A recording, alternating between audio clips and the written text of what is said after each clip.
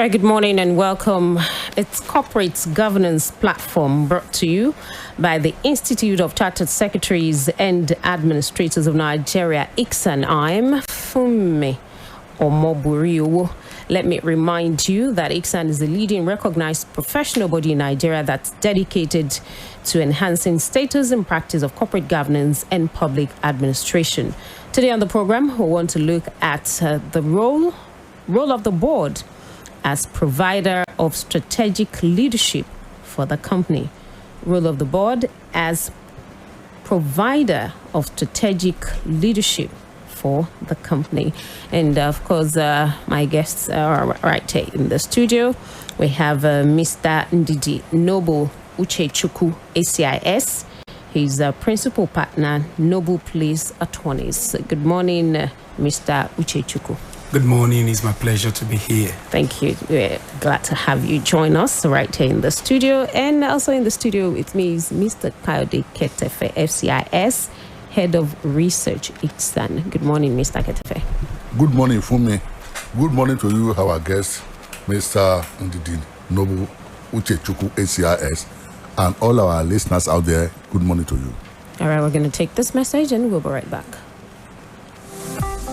The world is constantly evolving into a knowledge-based economy where skills and competencies constitute the lifeblood of public and corporate governance. You therefore need to empower yourself to fit into this new world by gaining basic knowledge and improving your skill set in the governance-focused disciplines. That is why every aspiring as well as practicing professional in governance field needs ICSAN. ICSAN. What is ICSAN? ICSAN is a leading statutorily established professional body dedicated to enhancing the status and practice of corporate governance and public administration. ICSAN members are trained as chartered secretaries and administrators. Who are chartered secretaries and administrators? Chartered secretaries are high-ranking governance professionals with a broad base of skills, unique amongst other professions. They are trained in law, finance, accounting, administration, strategy development, and corporate governance. In today's world, chartered secretaries and administrators discharge a wide range of duties and responsibilities, including functioning as chairmen of companies, executive directors, non-executive directors, company secretaries, risk managers, compliance managers, board evaluators, and corporate governance evaluators. That is interesting. How then do I become a chartered secretary and administrator? Good. Go to the Institute's website, www.icsan.org. You can also visit the National Secretariat of ICSAN at Plot 6, Elephant Cement Way, Alausa, Ikeja, Lagos, to get full information on how to become members. ICSAN, the hub of governance professionals.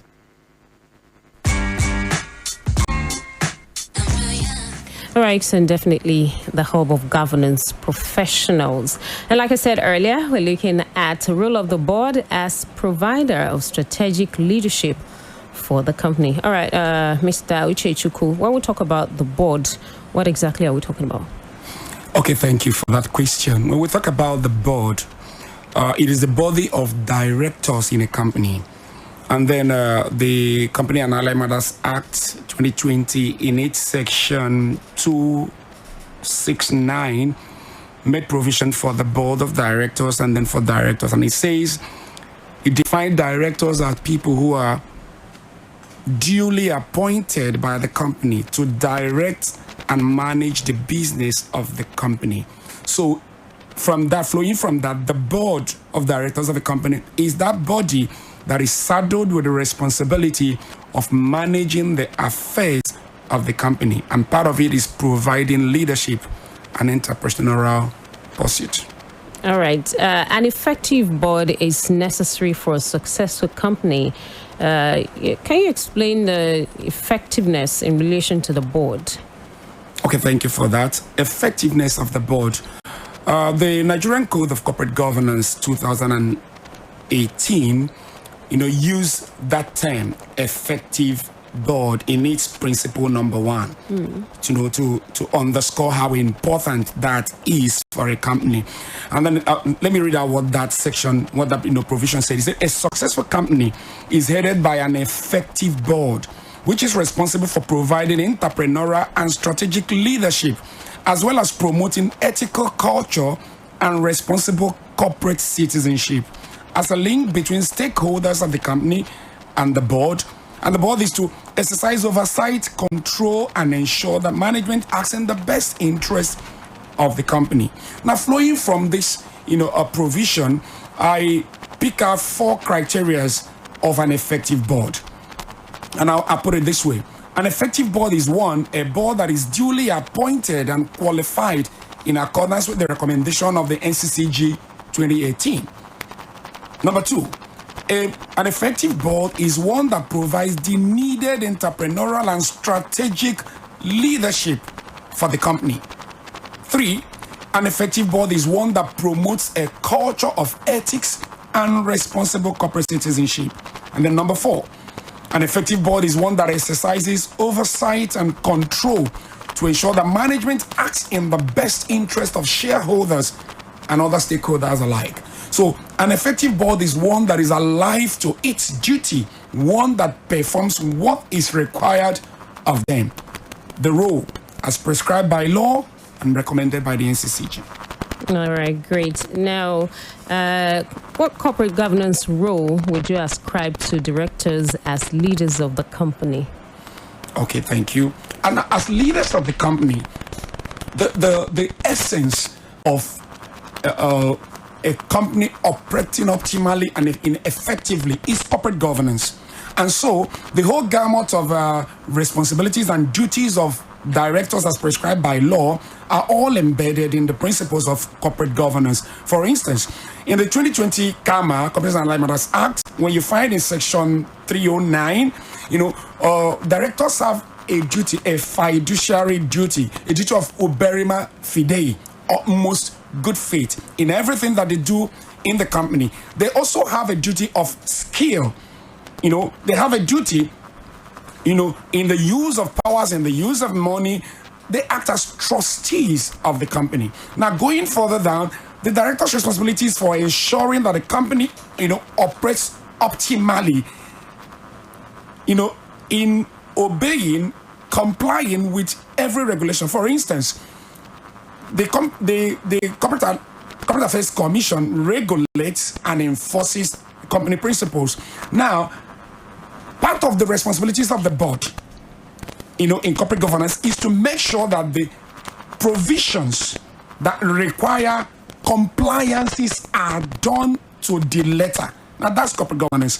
Another duty that is of so much interest is the duty of fairness, integrity, leadership, enterprise, avoidance of conflict of interest, avoidance of insider trading, the duties of disclosure. Now, these are principles that when they are applied to the letter, they are the roles that the directors have. They are backed up in the CAMA, and again, the NCCG makes recommendations that this should be followed. That's my take on that. Great. Now, the code saddles the board with the responsibilities also of considering and approving long-term and short-term strategies for the business of the company and monitoring their implementation by management. Now, let's look at these short-term and long-term strategies. What are they? Why must the company get both right? Okay. Now, thank you. That's a very, very crucial question and very crucial aspect of a board's responsibility, long-term and short-term goals. The strategic leadership that a board provides for the company goes down to planning to the letter, and seeing to it that the plans made are implemented also for effectiveness of the company and the profit, as well as the benefit of general stakeholders. When we talk about stakeholders, and not just the shareholders, the environment, the society, everyone out there is a stakeholder to the company's success. So the long-term goals are goals that look into the future. You're making plans for a company for 5 years, 3 years, 10 years, 20 years. Where do you want to see your company in the next 10 years? What share of the market are you going to take in another 20, 50 years? If we are gone as directors, how will the succession of this company be? Who's going to be under? Coca-Cola has been there for several years, but, directors come and go. But each one that comes meets plans that have been laid beforehand and they follow it. On the other hand, short-term goals are goals that deal with immediate problem. You know, I try to give you a definition in the best of my, capturing. A short-term strategy, is comprehensive. That's a long-term is comprehensive plan for the business of the company. It defines the goals, it defines the future. You set the goals, ahead of time. While the short-term goals, capture the things that are now, the immediate problem. I play a bit in the oil industry as a company secretary. And so in a long time, we can be talking about how we're going to do pipelines to cover from the point of oil production to the terminal. And then it's going to crisscross villages, it's going to crisscross towns. What are we going to put in place to have sustainability of the oil flow and for the business to continue? While the short-term plan might be, there is a flow issue, there is a little bit of a water issue, then you deal with it in the short time. Within this 1 year, what share of the market are we going to get? Who are our customers? But a long-term goal, or a long-term strategy may involve planning. It may involve hiring of consultants. It may involve in-depth study. It may involve the buyer appetite. It may involve the end user appetite for the product that you have, because you're looking into the future. You want to remain sustained. You want to leave this company, behind you for greater goals and leave it greater than you met it, and not just the immediate. In between the short-term and the long-term goal, you find strategy, you find the medium-term strategy. And the medium-term strategy I would define as the application of long-term principles to a short-term problem. And then that gives you a mid-term, So it's always good to make a SWOT analysis and look at in the short term, in the long term, and then in the, mid-term and long-term. The low-hanging fruits, you take care of them within the short-term plan, but then you look ahead to take over in the future. Great. To wrap this up, I wanted to advise, what advice do you have for companies on issue of appointment to the board? Because, as it is, it's very important who would be members of the board. So what advice would you give? Okay, thank you. Now, that's been the constitution of the board, has been the bane of a lot of companies.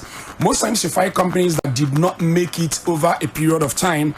Go check the appointment. A lot of time they appoint family members. A lot of time they're not caring about qualifications.